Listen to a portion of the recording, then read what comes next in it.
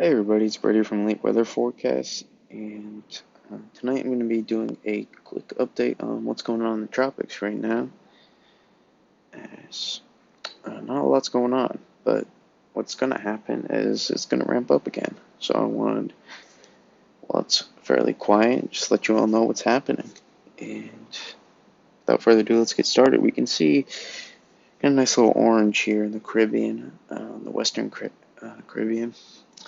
And we can see that there's potential, based on National Hurricane Center's forecast, there's potential for a system to develop over the next 5 days uh, in the Western Caribbean, they believe.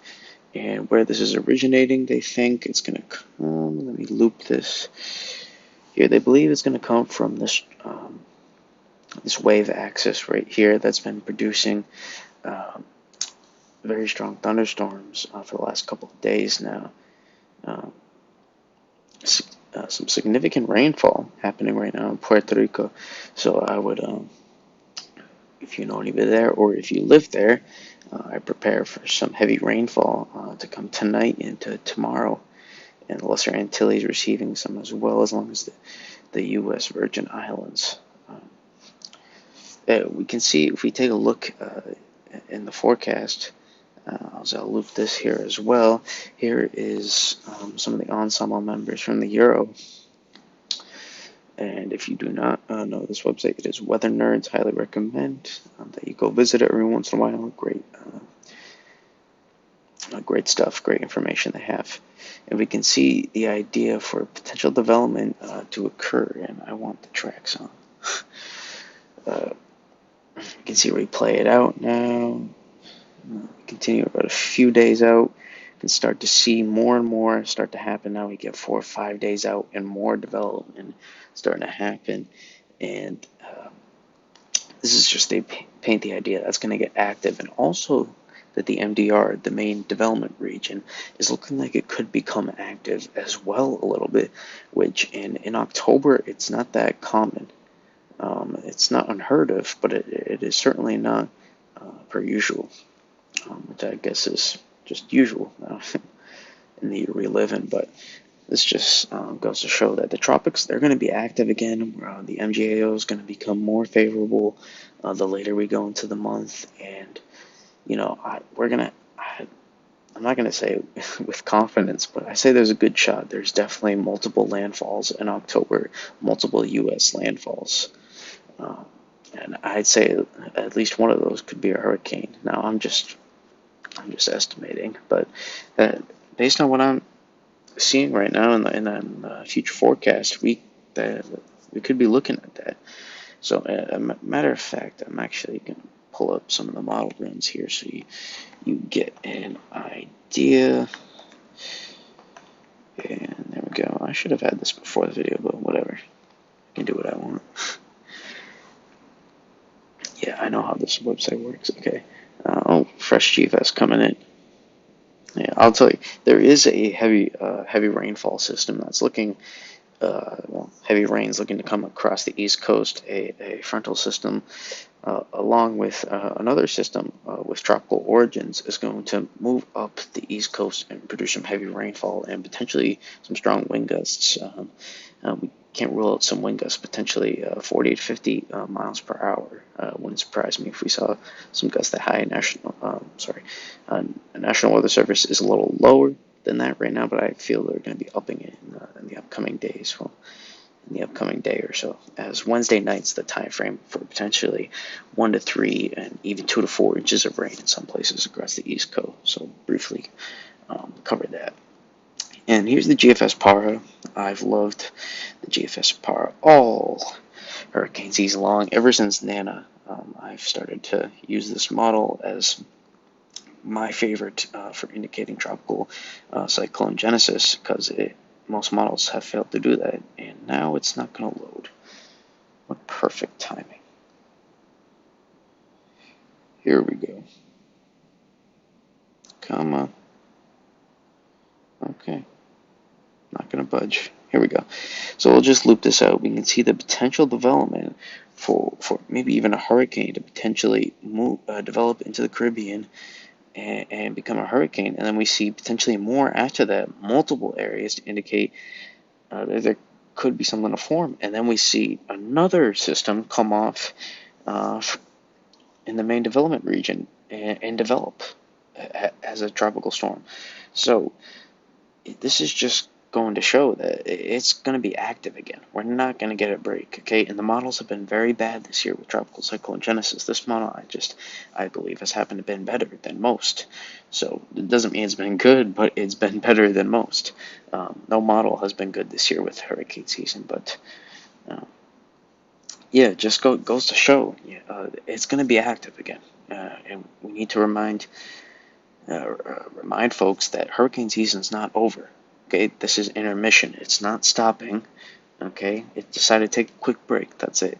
And here are the current sea surface temperatures. My oh my, are they warm in the southern Gulf and throughout the Caribbean? Widespread 30 degrees Celsius plus water temps, and we can see even 28 degrees Celsius extending off the coast of the Carolinas as well. So plenty warm for a development still to happen. Sea surface temperatures off the east coast have cooled a little bit, but still fairly warm, 26 degrees Celsius, which is usually the benchmark for a hurricane to develop.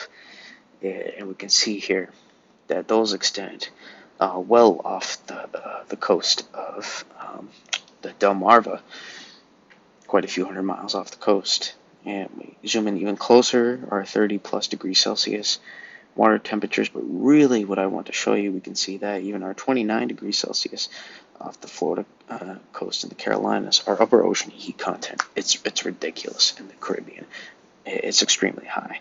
So this is my concern, and basically, this is deep ocean heat content. So basically, the water below the surface, how warm it is the best way to describe it if you're not sure what this is. And we can see it again in the Gulf. The Gulf is very favorable, and that's increasing too in the Gulf. That's going to warm back up. So if anything doesn't move through that cold blue patch, you obviously see that's been there since Marco and Laura now has not been able to quite warm up because it's just been so active in the Gulf with Sally and etc. And we can see a little, if I zoom in so much, right there, that little cool spot you see, if I stick it right into the middle of the screen, that is from Beta as well, but just below to the south, very high deep ocean heat content, plenty support. Anywhere where you see those light shades of blue, and especially those light greens, very, very supportive deep ocean heat content. And we can still see in the MDR, it's some too. There's still some of that, so but a lot up the East Coast has been cooled off thanks to some cooler temperatures, to put it that simply, have cooled off the sea surface temperatures, and along with the deep ocean heat content, because you need warm sea surface temperatures to get some of that deep ocean heat content, and yeah. And we can see they've been plenty warm in the Caribbean. They've been sitting 30, 31 degrees Celsius for a while now. And it's just ready.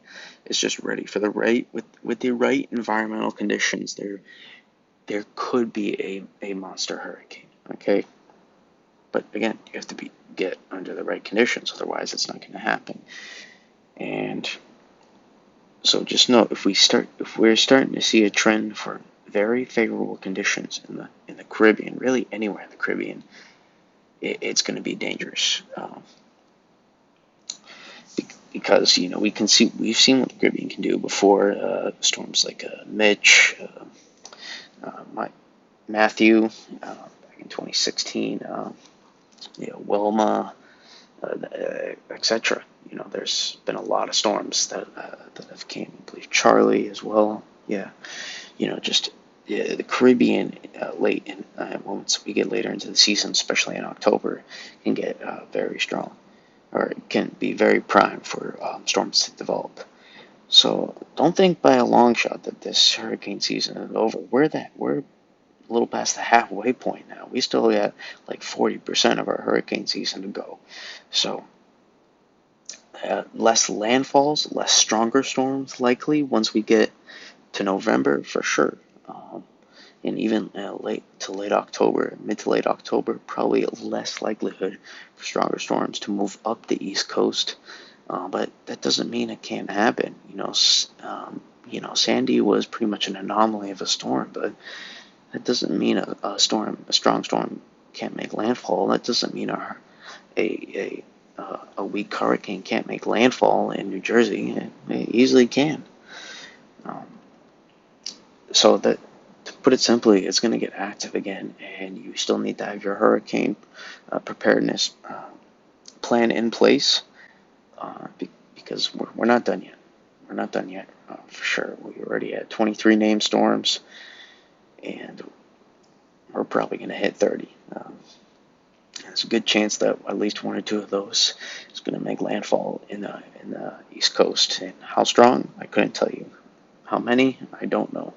But if I had to guess, I'd say one or two more um, to come, and maybe more for other areas. Hopefully, we don't get any more landfalls. We've had plenty of landfalls this year so far. But yeah, that's going to do it for me. Stay safe and get some much needed rain to come this week for me. So kind of happy about that. Peace out.